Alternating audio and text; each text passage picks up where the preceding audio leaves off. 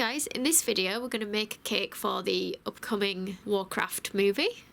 So I've just baked a rectangular cake. Now this particular one is 6 inch by 8 inch and I've cut a cake board to the same size to match, which I'm putting a bit of buttercream on. So you can see I've halved my cake. I'm going to put a little bit of buttercream in between to sandwich them together, and the larger board that I'm resting on, it's literally just for me to rest on. So just as long as you've got something that's bigger than the cake and the cake board, it just makes it easy to move the cake around without sort of touching the edges once it's iced. We'll take it off this board at the end when we're finished.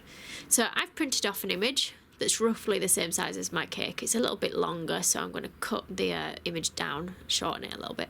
The cake's going to be slightly 3D on the top, and I'm going to cut around the edge any little bits and pieces like the far ear and these like braids I've cut off, because I'll add those as extra little bits at the end. So I've cut that top bit of sky out as well on the far left. And I'm going to trim around this now with my knife. So I'm pushing the knife into the cake but not all the way down, and then going in from the side, again just halfway down the top half of the cake. I've sliced into that. And then the next layer we're going to cut out just sort of his face and ear, and again go around the edge. You don't have to go too deep, just sort of a centimetre or two in with the knife around that edge, and then go across the cake till you meet that line. Can you see there we're creating some more layers? And again that top corner, and take it all the way down there. So can you see now we've got sort of 3 levels. The first level that we cut off, which I'm just going to cut a little bit deeper actually, which will be the background, then his face, then his shoulders. So now we're going to start adding a bit more detail. So I'm going to cut out the eye area and mark that in again with my knife, and I'm going to carve these a little bit bigger than they are in the picture. And now the mouth, so we'll cut out the teeth, just leaving us with the whole mouth area clear, and run that knife down again, and this time dig out quite deep. You can leave a little bit in where the tongue would go. That saves us adding this again with icing. And then that's our basic shape, so we're going to cover it in buttercream. If it's a bit crumbly and a bit soft, just put it in the freezer for a little bit first. And we're going to use some fondant. So I've just got a bit of Ice Wise here. I've got the white one and I'm going to dye it to the colours that I want. So I've got a bit of the skin tone and a little bit of caramel ivory, and I only want it quite pale because most of the colouring we're going to do with dusts, edible dusts. So I've rolled this nice and thin, large enough to cover the cake. I'm going to place that over the top, just give it a bit of a press down on the sides. I'm just using my smoother, but not to worry with this particular cake if you haven't got a smoother to hand. And then we're going to trim off all those extra bits. So I'm now going to gently press around all those dints and craters that we cut into the cake. I'm pushing into the eyes. If you're not sure where they were, just put your template back on to remind you of where the lines are. So I'm just using the side of my finger for quite a bit of it first. Then once I've gone in with my finger, I'll use the modelling tool that's got a bit of a sharper edge. Just do it gradually. Don't press too hard in one go, because what you'll find is that you do tear it. Again, with the eyes, I'm deepening it. So once you've got all your dints in, you can then start adding like your crease lines, and I'm just using the end of my tool for that. Now for the nose, I was going to try just do it completely freehand, but I think what I'm going to do is cut out the template so I can mark around where the nose is going to go, just make it a little bit easier for me. And then just work into that shape. I'm using the more rounded edge of the Dresden modelling tool. Make sure you push in some nostrils, and then you want little lines coming down from his nose down towards his mouth. And again, some little lines next to his eyes. The more lines you give him, obviously, the more aged he's going to look. And he tends to look a little bit scarier as well. I maybe didn't need to add as many lines as what I did on mine. So we're going to continue working into this. Anywhere that you want to look like is set further back, press a little bit harder and go a little bit deeper with the line. So again, the ear, just look at your picture to compare and look at which areas are darker. Push those in a little bit deeper, so like the centre of the ear. Then work on the mouth and the other shoulder. And I'm just going to add some more lines. And with this type of cake, most of the detailing sort of comes out when you, or shows up I should say, when you start painting onto it. So just go on, putting as many lines in as you want there. Then what I'm going to do is just taking some white fondant, we're going to roll little ovals and we're going to try and push these quite deep into the eye sockets. Because of the faces pulling, you actually don't want the eyes to be too big.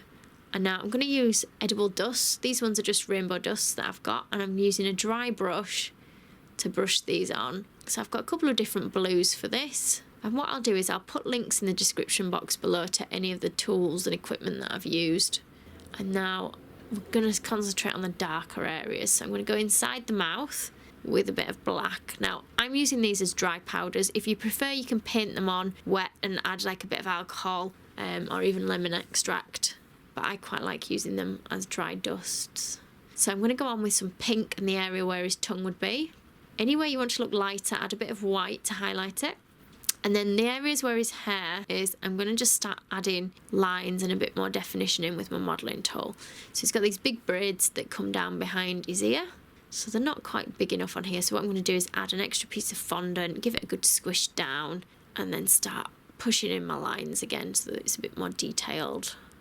And just a tiny bit of hair peeking on that side. Again, I'm going to put some lines in that. My tools and everything are now covered in the dusts that I've got everywhere. So I'm rolling a long thin piece now for the braid of his hair. Push that on in place.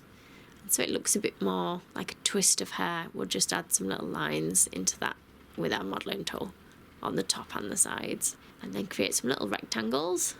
And you're just going to push these over the braid for the little beads that were in his hair. And then a little bit more hair just peeking out the other side of his face. So just repeat the same as we did with the other one. And now I think he's got a tooth as an earring that just pokes out the far side. So we want a bit of a cone with a point on the end for that, and then a smaller one just above it. And now we're going to work on his teeth. Now I've taken quite a large piece of fondant and just pushed that up into the top area of the mouth. And then what you want to try and do is draw in with your modelling tool lines for the gums and the teeth.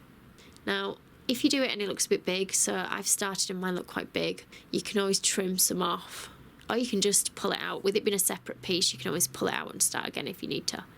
So just work on shaping those. Now his lip's not very defined, so I'm going to add a long thin piece of fondant over the top so the top lip looks like it sticks further out now than the teeth do. And we want some really large teeth at the bottom. So again, a large cone shape just in the fondant is fine. Give that a good push into that bottom corner of the mouth, and then you want one the same in the other corner of the bottom mouth. And the one on the left, if you want, I think he's got a snapped tooth at the end, so you can flatten that one a little bit at the end rather than it having a point on. But if you want them both to have points on, that's fine as well. I've rolled a little sausage shape that I'm just putting now across the bottom of the mouth in between those two teeth. And then I turned it off and forgot to press record for this next bit. So I'm going to show you what I did. I basically rolled another thin sausage shape for the bottom set of teeth. And I just put little lines in like that. So can you see that's the same as that other one? And same as we did with the top lip, I'm going to add a little bit onto the bottom so it sticks out a little bit more. And you can add some lines to that as well if you want with your modelling tool. He's got a bit of a ring that goes sort of on his chin, some sort of piercing. So I'm rolling a long snake-shaped piece, and I've just flattened a little rectangle that I'm going to wrap around the middle of that. Give it a bit of a curve, and I'm just going to put a little ball in the centre, and then I'm going to dint that so it's got a little hole in the middle. Work out whereabouts you want it to go, and then just give it a firm push down when you put it in place. Now, he has got a little bit of a beard going on, so again, I've rolled a long thin piece that I'm just placing all the way across the bottom of his chin and jaw. And then I'm pushing in little lines so it looks a bit more hair-like. And then we want an additional piece that's going to come from that ring that we've added down to the bottom of the chin. And again, you're just going to add lines into that so it looks more like hair. Now, for the eyebrows, you can either just add lines onto the face or you can stick fondant on. I've chosen to stick fondant on, although I might have gone a little bit too big with the eyebrows. And then the dusting. So I've got a mix of colours here. And I'm going to give a light brushing over most of the skin colour. Now, I've got a little bit of brown with a little bit of gold and a little bit of white. And then anywhere you want to go darker, just start adding more browns and blacks into this. Anywhere that you know is set further back wants to be much darker. So around the eye sockets would be darker. And again, inside the ear would be darker. Just keep referring back to your picture as well so that you can keep an eye on what direction the light's coming from so you know which bits to leave nice and light. And you might be able to hear the rain in the background now because it is raining quite heavily here. So I painted the eyebrows on with a bit of black. I think it was a bit dark, so I went over it with a bit of the skin colour to try and tone that down. So I'm working now around the eyes, trying to just make them as dark as I can. And again, around the teeth, so the bottom areas and everywhere that's going to be in shadow is going to be much darker. So then onto the hair pieces. I'm going to do them mainly black with a little bit of brown mixed into the hair as well, so it's not too dark. Apologies, I keep getting my head in shot as well. And you see I haven't brushed my hair today. So keep going on that hair. If you want to swap for a bigger brush, that is fine. Just be aware that the larger you brush, the more you're going to sort of go over the edges and your lines and get it all over. So again, with the beard, along the edge. Anywhere you want to highlight, just add a bit of white, or you can even add a bit of gold. So I've got a little bit of gold there, just a pale gold.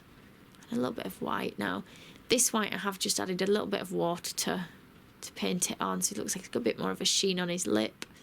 And then the ring on his chin, I've used the gold. And then a little bit of brown into the hair.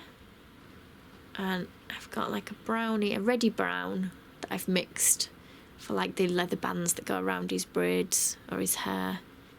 And now I'm just using my powders still for the eyes, and I've tried to add them with a little bit of water. Again, you'll find alcohol probably does work better than water for these. And I'm adding a little bit of blue. And this is the bit where I easily ruin it with the eyes. So I'm going to try paint a bit of black in the centres. Now I've got my eyes just not quite right. The one on the right isn't quite in the position that I want, I don't think. But I'm going to work a bit more black around the edges so that it looks like my eyes are just a little bit narrower. And then we're going to add some earrings. So just long thin pieces now that you're going to curve round so it looks like he's got lots of earrings. And another one. A slightly thicker one in the middle.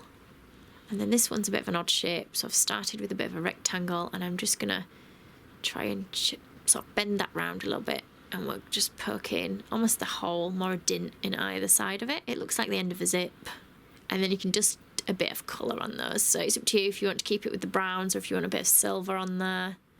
Then we're just going to give him another braid, and I'm just adding some lines to the bottom so it looks like the end of the hair, and just add some little lines all the way along like we did with the other one. And we're going to try and colour this up before we put it on the face. So place that across his face where you want it to go. I've tried to keep it similar to the picture. Oh, and be careful, anywhere that it touches you might find you end up leaving a bit of a mucky mark, or that might even be from my fingers where they're covered in the black dust. I've pushed it on with the modelling tool at the far end, and again we're going to add some little beading to the braid like we did with the other one. And then just paint those up. Be careful you don't go too dark with them and get that on the face. Okay, so I've now taken that off the larger board, so don't forget this is on a smaller board that's the same size as the cake. There he is, finished. I hope you've enjoyed the video. Thank you for watching. If you liked this video and would like to see more, please click on the images of the other videos suggested. Also, please do subscribe to my channel using the button at the bottom right hand corner of the screen. You can also visit my cake website and my Facebook page to see more cakes and ideas.